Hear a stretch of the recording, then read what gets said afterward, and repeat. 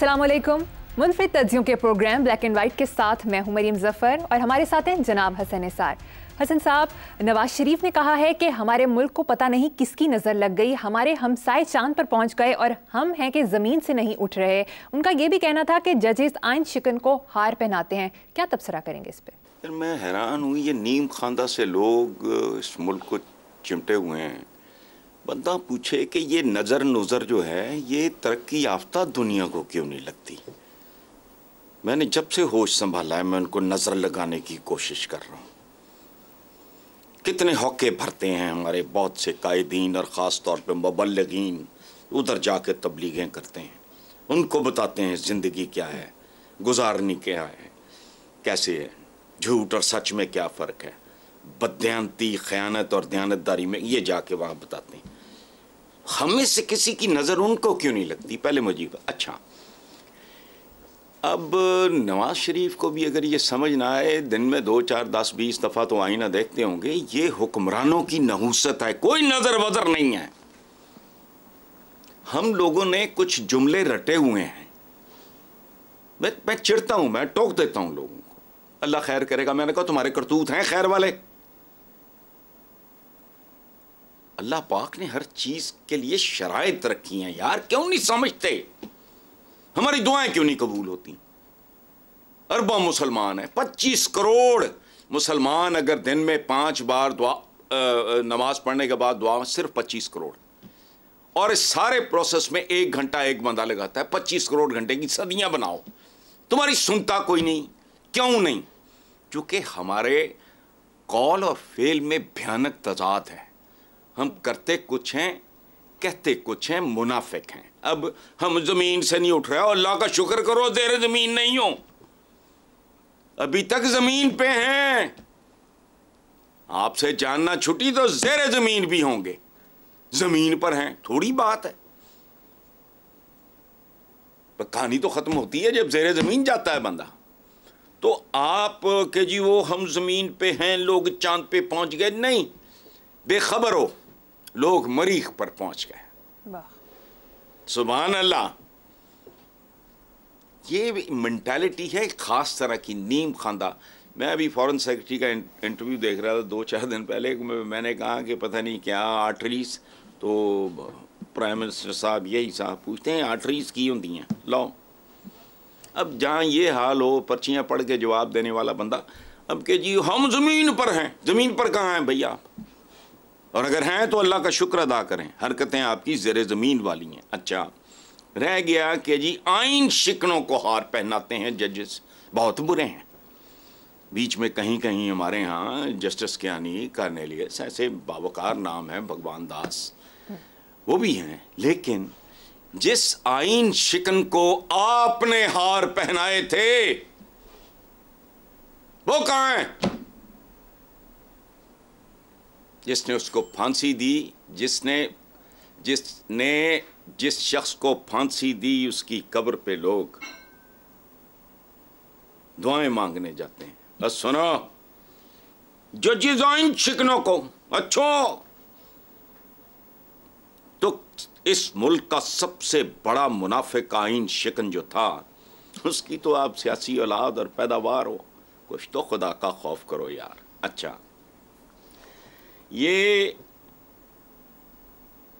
रुकने में नहीं आ रहा ज़वाल का सफ़र, और जो आइंदा के इरादे हैं उसके बाद मुझे कोई शक नहीं रह गई। वजह कि अच्छा, हम समझ नहीं आ रही हमारे मुल्क को किसकी नज़र लग गई। आपकी नज़र लग गई हुजूर, और आप जैसी बाकी नज़रें लग गई, और वह नज़रें खा गई। कहती ना फलान फलां दी नज़र खा गई, सिर्फ लगी नहीं है। वाह, यहाँ इंसानों के बच्चे हुक्मरान होते हैं, ठीक ठाक तगड़े, जिनकी कमिटमेंट अपने आवाम के साथ, अपनी धरती के साथ होती है, उनको नजरें लगा के दिखाओ। मैं तो जापान को बड़ी नजर लगाता हूं, दूर फेटे मुंह दी आवाज आंदी है। चलो आगे चलो, कोई ढंग की बात। लेकिन हसन साहब, एहसन इकबाल ने टीवी इंटरव्यू में कहा कि नवाज शरीफ सीनियर स्टेट्समैन हैं, नवाज शरीफ सीनियर सियासतदान से सीनियर स्टेट्समैन हो गए हैं। इस तरक्की पर आप उनको कोई मुबारकबाद देंगे? अच्छा, मैं देता हूँ मुबारकबाद। पहली बात यह है, आप इस बात की गवाह हो, और सुनने वालों में से अक्सरियत जानती है। मुझे जब कोई सीनियर कहता है तो मैं कहता हूँ प्लीज़ ये मेहरबानी मेरे ते ना कर। सीनियर होना कोई कमाल नहीं, अगर जवानी में बचपन में मौत ना आ जाए, बड़ा बड़ा बंदा सीनियर हो जाता है। ये जिसे हम कहते हैं एंटीक, एंटीक क्या होता है? जो पेरिश नहीं हुआ, बेचारा 100 साल 200 साल 1000 साल पुराना एंटीक हो गया। एंटीक है ये जो स्टेट्समैन हो ना। लेकिन हसन इकबाल की प्रॉब्लम है, अनपढ़ और जाहिल होना और खुशामदी होना, उसमें बड़ी थिन लाइन है। हसन इकबाल बंदा पढ़ा लिखा है, पर करे क्या?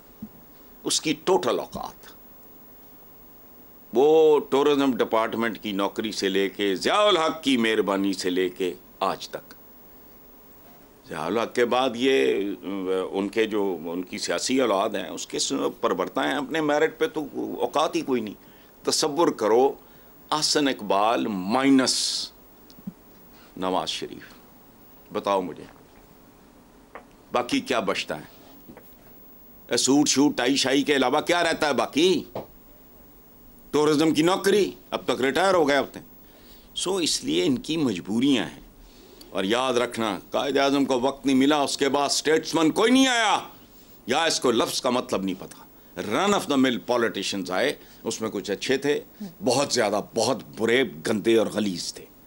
बस स्टेट्समैन का एजाज़ तो आप भुट्टो को नहीं दे सकते, ये तो वैसे नीम खानदा लोग हैं। आर्टरीज क्या होती हैं इनकी? ये होगा। भुट्टो ब्रिलियंट आदमी था, ऑथर था, बहुत खूबसूरत बोलने लिखने सोचने पढ़ने वाला। उसका तालीमी पस मंज़र देखो, उसका बाकी पस मंज़र देखो।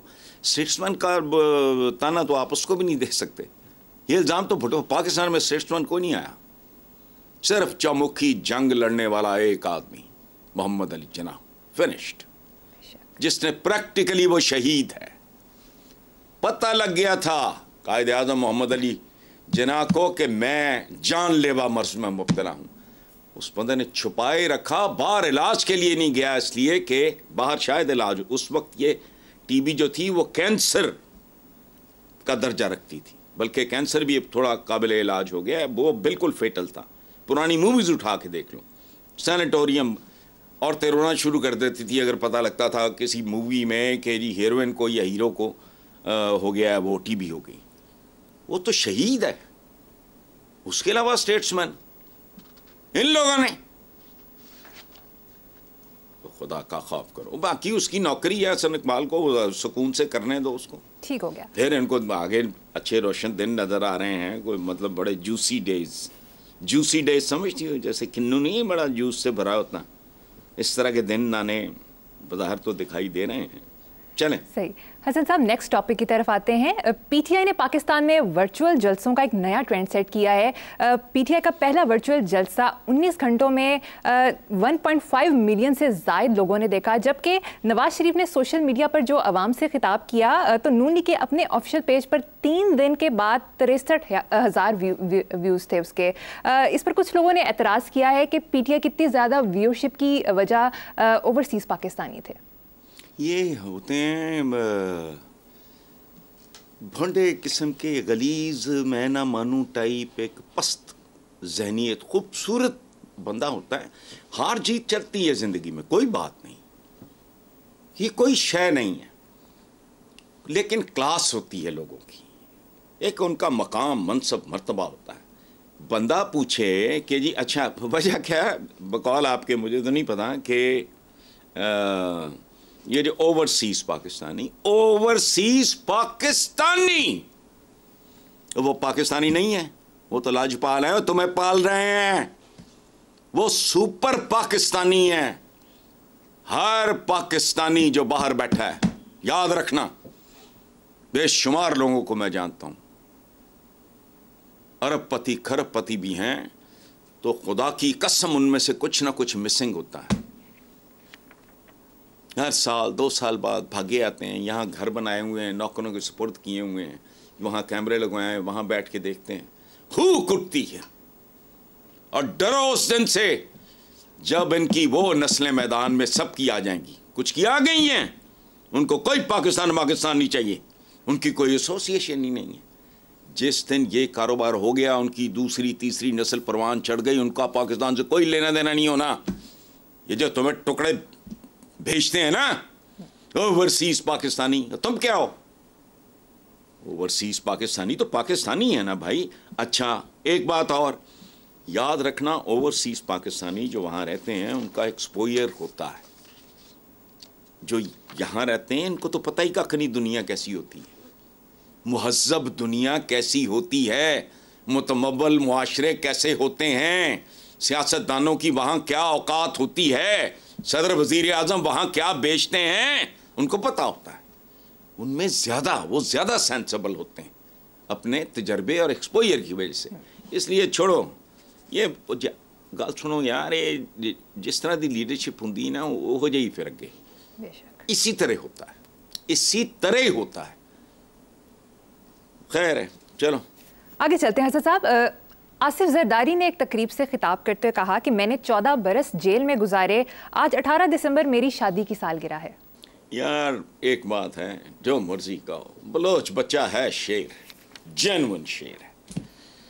14 साल मजाल है ये चीख पकार, यहाँ फारिग होने के बाद भी मातम नहीं जा रहा। मैं मारा गया, मैं लुटिया गया, मेरे नया हो गया, मेरे नौ हो गया। वो शेर का बच्चा वो जेल में बैठ कर उनको क्या भेजता था? टिश्यू पेपर के डब्बे। ये औकात है तुम्हारी, ये औकात है तुम्हारी। यहाँ बैठा है शेर का बच्चा आराम से, वो शेर आदमी और रह गई बीबी की, तो it was a big tragedy. मेरा मोहतरमा के साथ बहुत अच्छा, बहुत एहतराम का और बहुत, मैं मसावात की एडिटरशिप मेरे पे थोपी गई ज़बरदस्ती। मैंने इनकार किया, उसके बाद उनमें से एक चार पांच लोगों ने वो पैसे पूल करके मसावात के रिवाइवल के लिए वो शुरू किया था। कहाँ, मैं अभी ये ज़मनी बात आपको बता रहा हूँ। उनमें एक थे सलमान तासीर, एक थे शहजाद जहांगीर जो बहुत बाद में वो बने अटॉर्नी जनरल पाकिस्तान, एक औरंगज़ेब बरकी, इस तरह एक कापड़ के डीलर थे हफीज़ साहब। बाकी तीनों को तो मैं जानता हूँ, उनको मैं नहीं जानता था। तो दे फोर्स्ड मी। और याद रखना, मोहतरमा बेनज़ीर भुट्टो की वजह से ही मेरी अलहदगी भी पीपल्स पार्टी से, मैं मेंबर शैम्बर नहीं था, लेकिन एक होता नहीं झुकाव होता आदमी का था। और जैसा कॉम्प्लीमेंट बेनज़ीर भुट्टो ने मुझे दिया है रिकॉर्ड पे, महमूद शाम साहब ने वो कंपाइल की हैं, उनकी अहम तरीन तकारीर उसमें शामिल है अपोजिशन पार्लिमानी ग्रुप को। Only Hasan Nisar truly understands the paradoxes of सियास सिस्टम व्हेन ही सेज, आगे फिर वो सारा वो लंबा चौड़ा काम। अच्छा, तो वो तो कौम का भी लॉस था, जरदारी साहब का भी था, और बच्चे जितने छोटे थे। अच्छा ये होता है, हर बाप का होता होगा। मैं कल परसों देख रहा था गज़ा का, तो मैंने 2 मुख्तलिफ बच्चों को देखा, बिल्कुल ही बच्चे बाबा बाबा कर रहे थे। खुदा की कसम मेरे बच्चे मुझे बाबा कहते हैं। मैंने कहा पता नहीं मुझे पुकार रहे हैं। तो बीबी के साथ चूँकि एक एसोसिएशन भी थी। बहरहाल जरदारी साहब बहुत दलेर आदमी, और मैंने एक बार एक बात की थी, याद रखना, मैं उस पर कायम हूँ।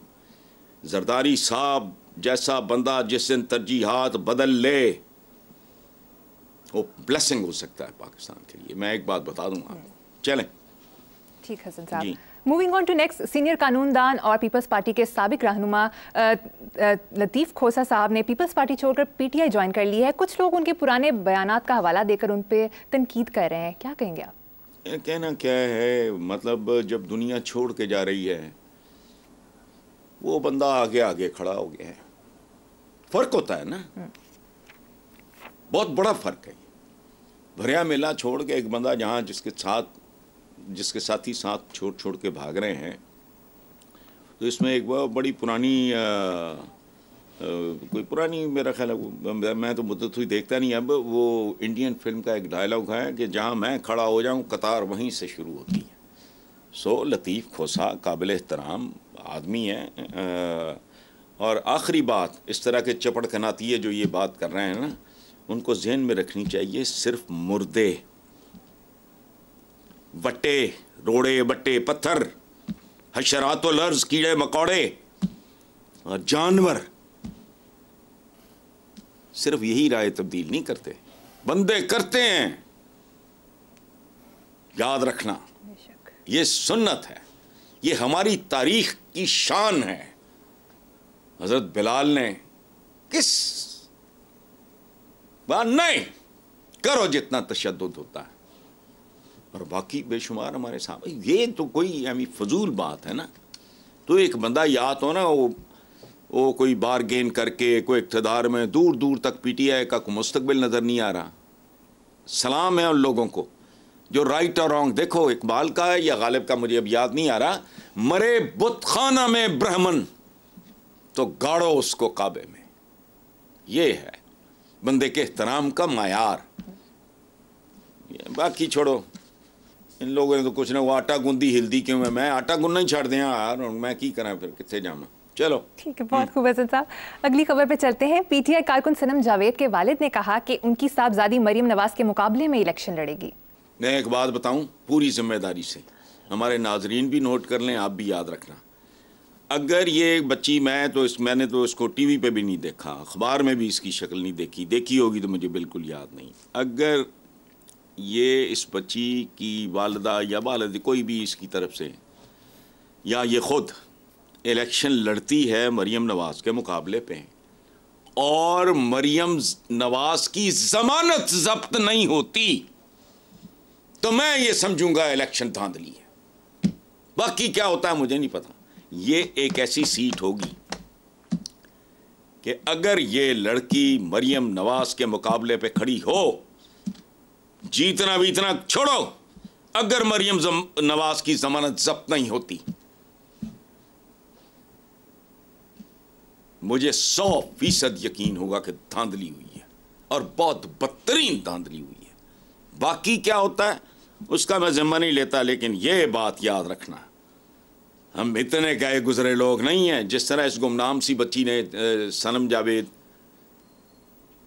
जिस तरह उसने भुगता है, राइट रॉन्ग की बात नहीं, मरे बुतखाना में ब्राह्मण तो गाड़ो उसको काबे में। खड़े हो तो फिर खड़े रहो। चलें, बहुत आला, my complement for this lady या गर्ल जो भी है। हाँ जी हसन साहब, पर दूसरी तरफ तहरीक लबैक पाकिस्तान के सरबराह हाफिज साद रिजवी ने दावा किया कि उनकी जमात आइंदा इलेक्शन में क्लीन स्वीप करेगी। यार एक दरवेश मैं इसलिए कह रहा हूँ कि मेरी मजबूरी है, लोग कहेंगे इसको नहीं आता, लफ्ज़ है दरवीश।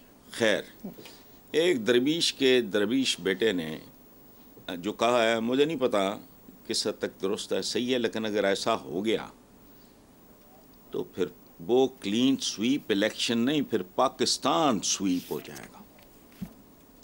ये याद रखना, ऐसी सफाई होगी कि संभाली नहीं जाएगी। और मेरी तो दुआ है, साद रिजवी हो या कोई और साद, इन मनहूसों की इस मंडी में कोई साद आए, गेहूं के साथ घुन भी पीस के रख दे, इसके अलावा इलाज नहीं है। और एक बात मैं आपको वैसे बताऊं, इस बात से मुझे ख्याल आया कि मंजूर बसान है ना पीपल्स पार्टी के, मैं उनसे मिला तो कभी नहीं हूँ, वो जो ख्वाब शाब देखने की शुरुत रखते हैं, तो उनसे इंस्पायर होके ना मैंने भी ख्वाब देखने शुरू कर दिए हैं। मैंने रिसेंटली ये ख्वाब देखा है जिसमें नवाज शरीफ गुनगुना रहे हैं, भूली हुई हूँ दास्तां, गुजरा हुआ ख्याल हूँ, जिसको न तुम समझ सके मैं ऐसा एक सवाल हूँ, भूली हुई हूँ दास्तां, गुजरा हुआ ख्याल हूँ। ये अब लोगों को चाहिए कि इनके लोग तो पता नहीं जो करेंगे वो करेंगे, ये बाकी जमातों के लोगों को चाहिए कि इनकी तस्वीर के नीचे ना ये इस गीत के 1-2 मिसरे लिख के वो इनकी मुहिम के लिए इस्तेमाल करें। और अगर मुमकिन हो कोई ये कर सके कि ये गीत भी जो है तस्वीरों के साथ कोई इस तरह करा के कोई TV पे चला दे या सोशल मीडिया पे जो करते हैं। बहरहाल ठीक है, वेरी गुड पॉइंट हसन साहब। मुझे यहाँ पर साथ हो, छोटी सी ब्रेक लेनी है, एक ब्रेक के बाद हाजिर होंगे। Welcome back. हसन साहब, डॉन अखबार में शाया एक स्टोरी के मुताबिक army chief general Asim Munir ने अमेरिका में एक तकरीब से खिताब करते कहा कि पाकिस्तान को 3 C's की ज़रूरत है, कॉम्पिटेंसी, करेज एंड करेक्टर। इन तीनों में से मुझे किसी एक का इंतखाब करना पड़े तो मैं करेक्टर को तरजीह दूंगा। बेसिकली जनरल साहब ने बात बहुत हतमी, आखिरी बात, इससे आगे बात कोई नहीं है। ये एक्सप्लेन किया है कैरेक्टर को। बेसिकली ये तिकोन होती है, उसका कैरेक्टर क्या है जिसमें करेज और कॉम्पिटेंस ना हो, वो क्या कैरेक्टर है। सो अच्छा हुआ उन्होंने कह दिया कि अगर मुझे तीनों में से, ये तीनों एक ही चीज हैं। बेसिक चीज क्या है? कैरेक्टर। कैरेक्टर का निखार क्या है? वैसे जैसे कहते हैं कि फलाना बंदा खूबसूरत है, उसकी हाइट अच्छी है, उसकी आंखें खूबसूरत, उसकी नाक खूबसूरत, ये वो सारा। तो बुनियादी तौर पे कैरेक्टर यूं समझ लो जैसे एक खूबसूरत औरत या एक खूबसूरत हैंडसम मर्द, बाकी उसके नक्शो निगार हैं। कैरेक्टर समझ लो बंदा है, बाकी जो सारा कुछ है ना, ये उसकी आंखें हैं, उसके होंठ हैं, उसके मैनर्स हैं, उसके चलने फिरने उठने बैठने का अंदाज है। बेसिकली याद रखना कैरेक्टर। इसमें वो आर्मी चीफ का अपना मनसब ऐसा है, वो नहीं कह सकते कि हम तो एक सी के मारे हुए हैं, करप्शन। अगर, लेकिन जाहिर है मनसब की मजबूरियां होती हैं। साथ अगर वो कह देते कि ये मैं तो कैरेक्टर को तरजीह दूंगा, लेकिन हमारे यहाँ करप्शन इज दी कैरेक्टर, हमारे लीडर्स की पहचान है करप्शन, वो भी सी से शुरू होती है। लेकिन ये बहुत खतरनाक सी है, और ये सी 100 जो चल रहा है ना इस मुल्क में, अब वो मामला देखो, मैं इसका क्लाइमैक्स को बहुत दूर जाते नहीं देख रहा। और एक आखिरी बात सुन लो, कोई फर्द हो, कौम हो, कबीला हो, अगर कैरेक्टर नहीं है, अगर कैरेक्टर नहीं है तो वो महज एक आईडी कार्ड नंबर है। बहुत खूब। और बदनसीब है वो जो सिर्फ एक आईडी कार्ड नंबर के तौर पे कब्र में उतर जाए। Number is a number. मुझे नहीं याद मेरे आईडी कार्ड का क्या नंबर है, वो आता है, हाजिरी लगवा के दफा दूर हो जाता है। कैरेक्टर याद रखना वाहिद चीज है, बाकी उसकी सजावट है, ये उसमें करेज होना और कॉम्पिटेंस होना और क्रिएटिविटी होना, वो तो फिर लंबी लिस्ट है। चलें, वजह फरमाया हसन साहब। अब कुछ बात मईशत के हवाले से कर लेते हैं। पाकिस्तानी मईशत के लिए एक मुस्बत खबर है। स्टेट बैंक के मुताबिक 6 माह में पहली बार पाकिस्तान का करंट अकाउंट खसारा सरप्लस हो गया है, पर अवाम के लिए एक मुनफी खबर है। सुई नॉर्दर्न ने गैस के बिलों में इजाफी 1000 रुपये फिक्स चार्ज लगा दिए। देखो एक बात मैं आपको बताऊँ, मुझे कुछ लोग कह देंगे जी बड़ी मायूसी। मैंने कहा मैं मायूसी क्या है, फैक्ट्स बयान करना तो मायूसी नहीं है। सही। और हम मरीज लोग हैं। मैं जो बार बार कहता हूँ ना, चूंकि 2-4 और लोग इस तरह के आ जाएं मैदान में तो मैं कम कर दूं। हमें जब तक अपनी कमियों, कजियों, कोताहियों, कमजोरियों का पता नहीं चलेगा, हम उनको इम्प्रूव कैसे करेंगे। ये जो कुछ है ना, ये जो आपने अभी कहा है कि वो हो गया है, तो वो ये कख भी नहीं है। इस तस्वीर का दूसरा रुख है जो ज़्यादा मोतबर है। मैं आपको बता देता हूँ, अभी रिसेंटली मुझे किसी ने एक क्लिप दिखाया। ये बात वो है जो मैं साल से कर रहा हूँ कि अगर 75 साल में कुछ भी नहीं हुआ ना, तो आइंदा 75 में भी कुछ नहीं होना। जब तक बुनियादी जौहरी तब्दीलियाँ नहीं आती, और 75 लगा लो, ठीक है। ये बात मैंने कितनी बार की है, अब दोहराते हुए भी मुझे कोफ्त होती हैं। ये एक इकोनॉमिस्ट हैं बड़े मशहूर, डॉक्टर कैसर बंगाली। ये जो बंगाली हैं, इनका एक सेमिनार में तकरीर है इनकी।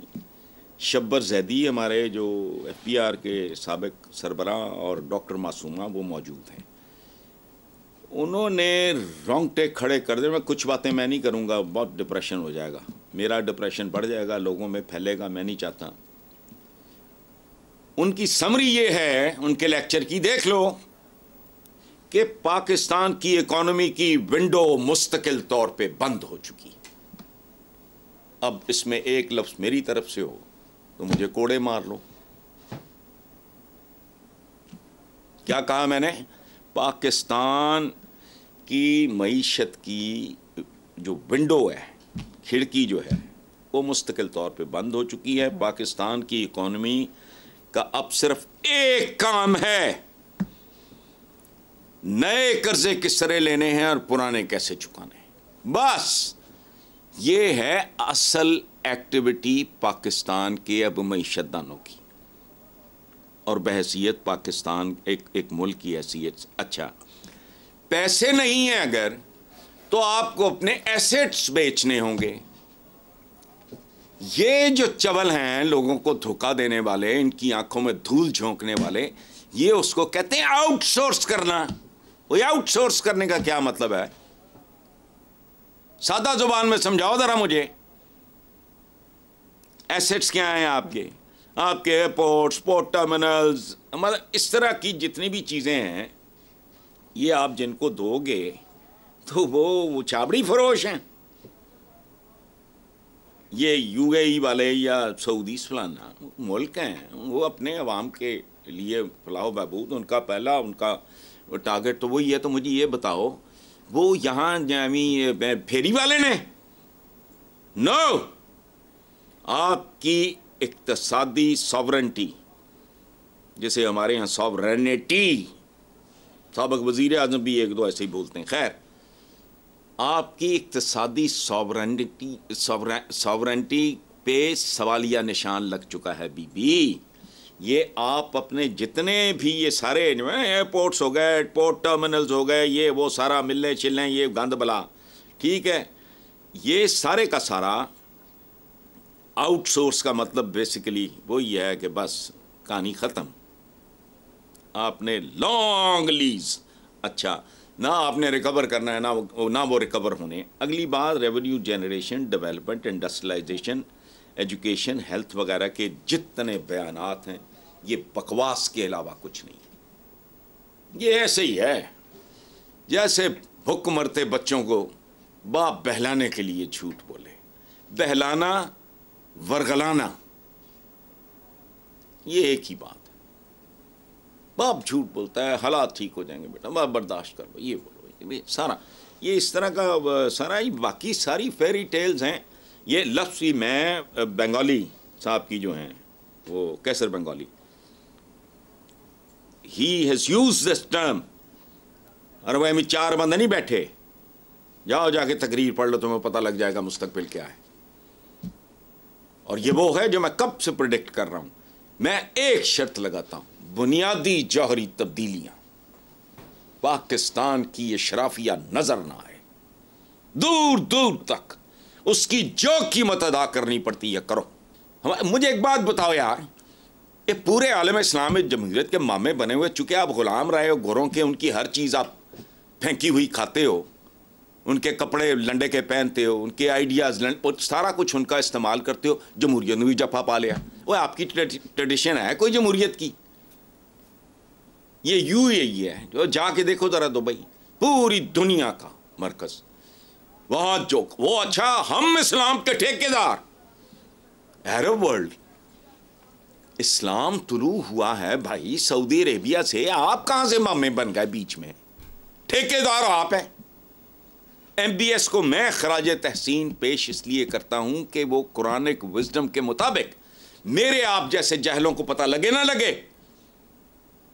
अरबी उनकी मादरी जबान है, वहां से इस्लाम तुलू होता है। कुरान पाक की विजडम है कि मोमिन वो है जो जिस अहद में भी जिंदा होगा उस अहद के तकाजों को समझेगा, उनको एड्रेस करेगा और उनके मुताबिक अपनी वो करेगा कांट छांट। इधर ये भी बंद, वो भी बंद, क्या बंद बंद। अब दुबई में मेरा नेफ्यू है, उसका एक ऑफिस उसका वहाँ है, तो मुझे बता रहा था वो कैसीनोज का एक पूरा जहान वहाँ आबाद हो रहा है। ठीक है, मैं अपने व्यूअर से भी अपील करता हूँ कि कैसर बंगाली का वो खिताब जरूर देखें। जी जरूर। ठीक है साहब, मुझे यहाँ पर एक ब्रेक लेनी है, एक ब्रेक के बाद हाजिर होंगे। Welcome back. हसन साहब, सेनेट की कायमा कमेटी बराए खजाना के इजलास में सलीम मांडवीवाला ने डिप्टी गवर्नर स्टेट बैंक को जाली नोट दिखाया जिसे वो पहचान ना सके। सलीम मांडवीवाला का कहना था कि जब हम लोग जाली नोटों से महफूज नहीं तो आम आदमी का क्या होता होगा। यार ये बात नहीं है, हम ना होंगे तो हमें याद करेगी दुनिया। कई साल पहले अपने कॉलों में लिखा हो, किसी MNA थी कोई, वो उसको इतनी तमीज़ भी नहीं थी कि वो कोट करती कि ये किसने कहा है। ये इट्स $1 मिलियन सेंटेंस। वो मैंने लिखा था कि पाकिस्तान के साथ दो चीजें पैदा हुई, साथ ही जाली क्लेम और जाली जातें। कई साल पहले ये है मामला असली। तो अगर वो जाली करेंसी तक आया तो उसने तो आना ही था। और ये कौन सी को सलीम मांडवी वाला साहब को नई बात बता रहे हैं, जाली नोट छपते थे, अब जाली डॉलर छप रहे होंगे। भाई प्रमोट नहीं हो ना, जो काम आप करते हो उसमें फिर आप कदम ब कदम आगे जाते हो ना। पहले ठंडी मुर्गी, मरी हुई मुर्गियां खाते थे, फिर कुत्ते खिलाने शुरू कर दिए, फिर गधे खिलाने शुरू कर दिए, तो प्रमोट होता है बंदा। सो ये जालसाजी, जाली क्लेमों, जाली जातों, जाली करेंसी, जाली नोट, जाली वोट, जाली सियासतदान, जाली जमहूरियत, जाली दवाएं, जाली गजाएं, जाली मुकदमे, जाली सदाएं, जो रिवर्स भी हो जाती हैं यूं करके, जैसे हुआ ही कुछ नहीं। यार कमाल है। जाली मुकदमे, जाली फैसले, जाली सदाएं, जाली माफियां, जाली दानिश्वर, जाली पीर, अमल बाबे जाली, जाली तालीमी इदारे और प्रोपेगेंडा आपका। ये चंद दिन पहले मैं किसी का कॉलम पढ़ रहा था कि खुदा का खौफ करो, दो कौमी नजरिया और ये और वो सारा, वो अपनी जगह पे, कहानी तो बिल्कुल ही कुछ और है। तो आप आ जाते हैं, आप जो बिकता है वो बेच रहा है। पाकिस्तान इस्लाम के नाम पे बनाओ पाकिस्तान इस्लाम, पता नहीं कब क्या कहाँ की चीज है। हम कोई वहां हम ही घर बैठे ठेकेदार। यहाँ ईसाई आए, क्रिश्चियन व गोरा आया, तो यहाँ धड़ाधड़ लोगों ने ईसाइयत कबूल करना शुरू कर दी। तो इस तरह जब मुसलमान इन्वेडर्स आए तो भाई छोड़ो, जाने दो। यहाँ सच बोलने का रिवाज नहीं है, झूठ बोलो वो बिकेगा। एक बात आखिरी जी, पाकिस्तान की इकॉनमी को मैंने कहा ना, एक तो बुनियादी जौहरी तब्दीलियां और दूसरी बात हमारे हुक्मरान और हम अवाम, हम सब शॉर्टकट के मारे हुए लोग हैं। हर आदमी शॉर्टकट की तलाश में है, हुकूमत भी हर शॉर्टकट की तलाश में, हुक्मरान भी शॉर्टकट, यूं हो जाएगा वो हो जाएगा, कख भी नहीं होना जब तक शॉर्टकट। देखो याद रखो, शॉर्टकट बाज़ोकात इतने लंबे पैंडे पे डाल देता है जो खत्म नहीं होता। पाकिस्तान का कोई हल जो है, खास तौर पे इकोनॉमी, अखलाकियात, इक्तिसादियात, ये शॉर्टकट नहीं है। बकवास करता है वो आदमी जो कहता है 2, 4, 5, 7 साल में करके दिखाओ। हम नहीं होंगे, तुम देख लेना, सुनने वालों को याद आएगी ये बात कि हाँ नहीं होना। वो कोई लंबे सफर की तैयारी करो तो शायद 15 से 20 साल के दरमियान एक नई जनरेशन, एक नई क्रॉप तैयार करो जिससे आपका कल्चर तब्दील हो, इकॉनमी आहिस्ता आहिस्ता बेहतर हो। ये रातों रात वाला काम ही नहीं। लेकिन हम इतने छछोरे और इतने शोधे हैं, वोट और नोट के चक्कर में। शॉर्टकट जिंदगी में नहीं होता। और ये पाकिस्तान जहां पहुंचा हुआ है, लंबे पैंडे पे शॉर्टकट मत ढूंढो, लंबे सफर की तैयारी करो।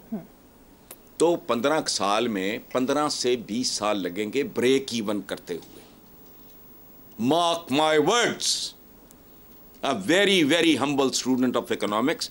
15 से 20 साल पाकिस्तान का इलाज एक नई नस्ल है जो आज 2-4 साल का बच्चा है, उसको संभाल लो, उसको आला तालीम दो। आला से मुराद PhD नहीं, बेसिक उसकी एजुकेशन जो है वो क्वालिटी एजुकेशन हो, 5वीं 8वीं 10वीं।